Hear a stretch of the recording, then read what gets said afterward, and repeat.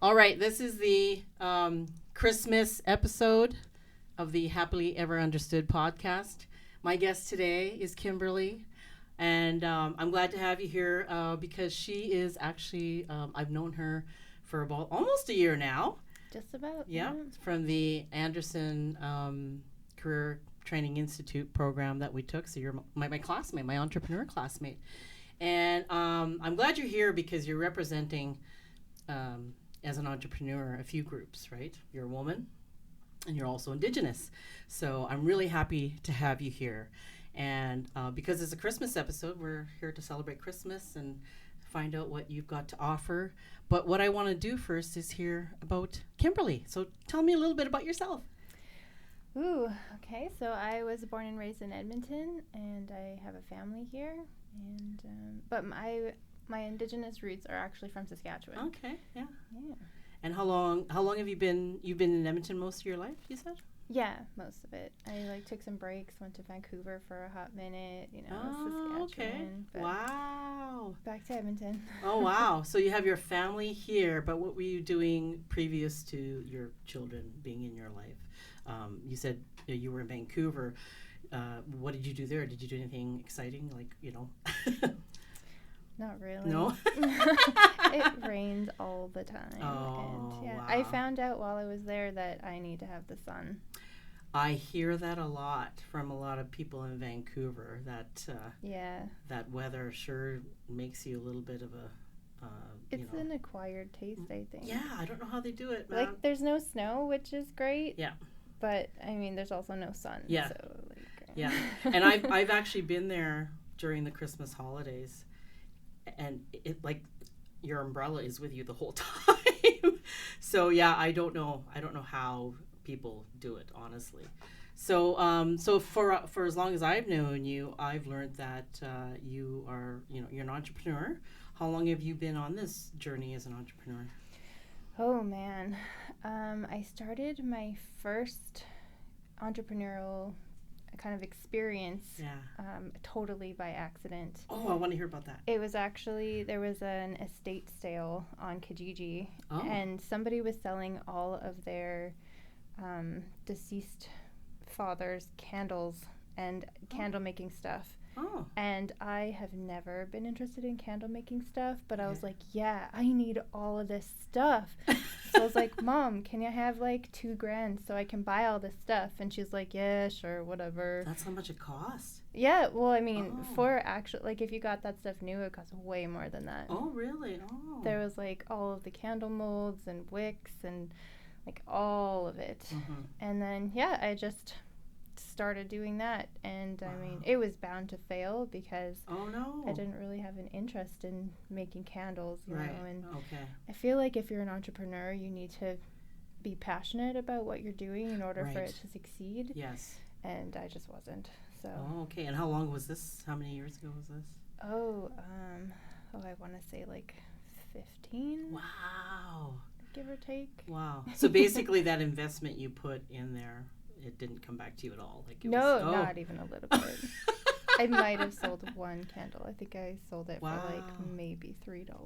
Then what did you do with the rest of the items that you bought? My sister actually ended up adopting it all, and then she kind of played around with it for a little. Okay. And then I have no idea what happened to it after that. Well, that's interesting. So that was your seed planted. Yeah. Okay. And then what was your next venture after that? Yeah, the next one after that was probably another complete accident. So I had just recently gone through a messy breakup, and I was not taking it very well. And one of my friends was like, you need to stop, go travel. So I did. I went and traveled around for a while, and then came back. And I had this idea that I wanted to build this beautiful garden, and I wanted to incorporate places from around the world. Oh, wow. And create a tourist attraction kind of thing. Oh my gosh. Yeah. So I came back, but I was working as a medic at the time. Oh, wow. And I wanted to upgrade some take wilderness training. Oh, wow. So I signed up for a course in Canmore. Okay. And then stayed in an Airbnb over there. Oh, wow. That's the best place to stay. Yeah, it was so nice. And the guy that was running the Airbnb, Mm-hmm. I was telling him about this idea that I'd come up with, and he was like, "Oh, okay, so you'd probably need like managerial experience for that. Oh. Maybe you'd need to know some accounting type stuff. Right. Probably need to know how to run a business." Right. And I was like, "Wow, this is all like logistical things that Yeah. I was not thinking about. But I Right. mean, I probably do need to know these things." Yeah. He's like, okay, well, why don't you just open a cleaning company and move here to Canmore with me, and I will give you one of my contracts because I just have too much work. So you just come here, and like you can even stay here, like just rent a room here, because there was like a bunch of people that Yeah. were renting rooms in Mhm. that place. Wow. And I thought about it, and I was just reading a book. I don't remember who it was by, but I was really into like Tony Robbins and Bob Yeah. Proctor and all that stuff. Yep, me too. Yeah. And it was like, if you think about a decision for more than like 30 seconds, then you don't really want it. Mm-hmm. And it was definitely under 30 seconds. I was like, all right, you know what? I own a house in Edmonton, like with my messy breakup partner. I was like, we should probably just sell it. And then I could probably just move here and just do that. And so I was like, yeah, all right, I'm going to do it. I quit my job as a medic, moved to Canmore. Wow. My ex was pretty mad about that. Oh, I bet.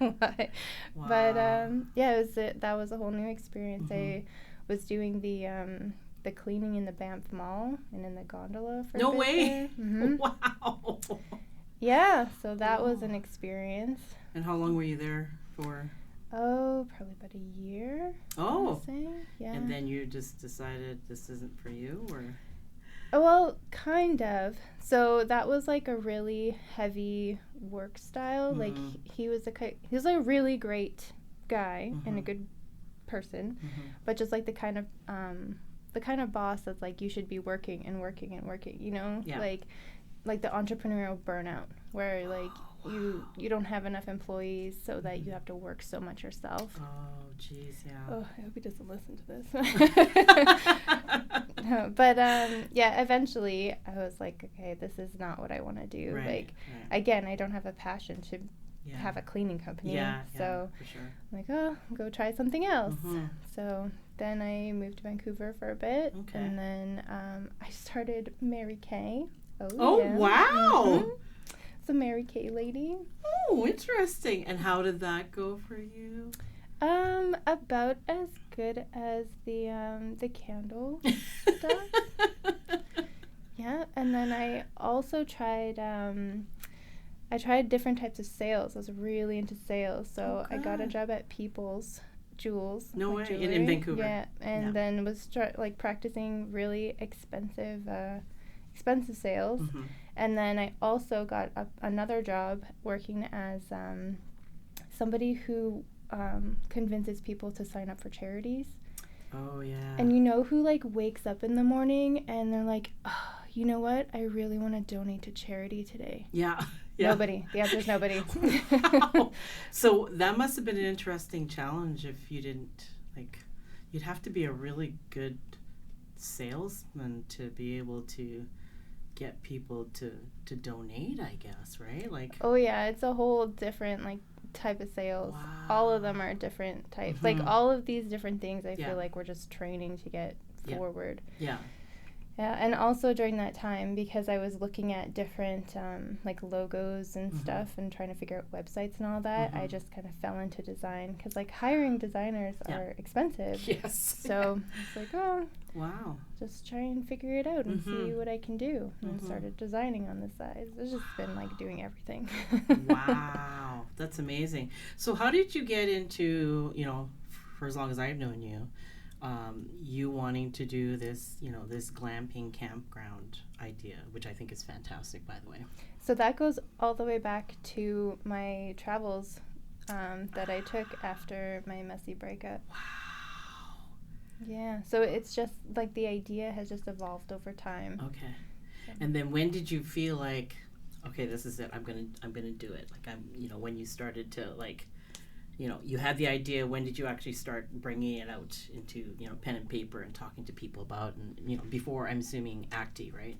Yeah, so I actually mentioned it to my partner, Mm-hmm. and he was like, yeah, just do it. and it was like right after my birthday. Wow.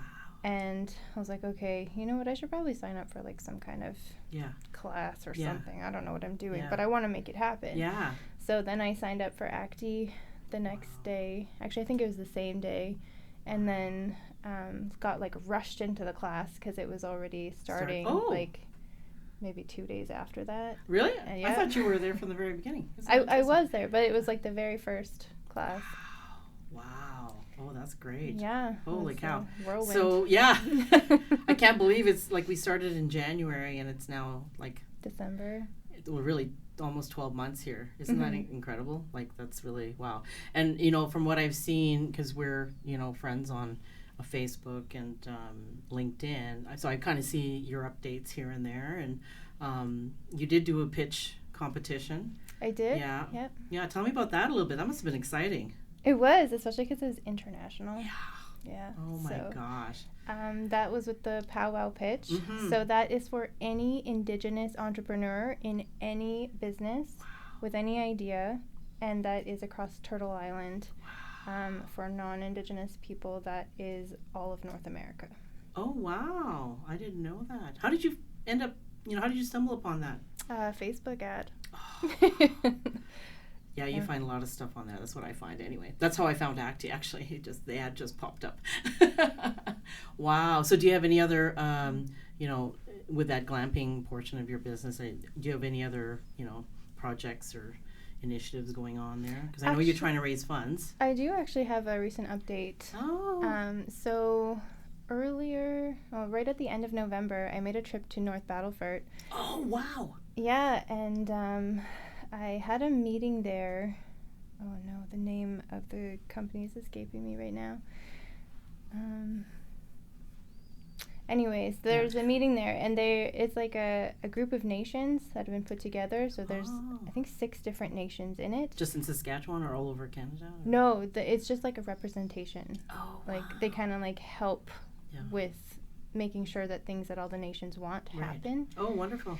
Yeah, so I had a meeting with them, and they were saying that they're looking for an Indigenous experience over there. Like, they want to have some more tourist things in North Battleford. Wow. But they don't have operators to run things. So I'm like, okay, I'll take a look into it. Yeah. So I did some like research and a bunch of stuff, and Saskatchewan Travel Business has actually put together quite a lot of stuff. It was pretty easy to get stuff together. Oh, that's wonderful. It was awesome. Oh my gosh. How did you manage to drive there in the winter? What were the conditions like? They were actually pretty nice. Oh, okay. Got lucky. Probably today wouldn't be as great. No. Wow. So that is great. Now, actually, we're here obviously for this special Christmas podcast. So I know you have another kind of a side entrepreneurial gig that you're doing that you want to showcase, you know, because it's Christmas, you know, for gift giving ideas, right? Mm-hmm. So tell me a little bit about that. Okay, so this one is 100% a passion project. Oh, right on. So I'm not sure if you're familiar with Dungeons and Dragons. Yes, I am. A little bit, yeah. A little bit, yeah. Have you played? Never played, but I know all about, you know, that obsession. I've seen people with it. It's pretty big. We've spent thousands of dollars. Wow. On it. You need to insure them then.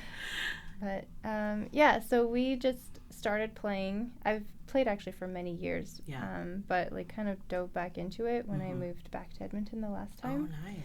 And you know, started DMing, and then was like, oh, you know, maybe I should write about this. Yeah.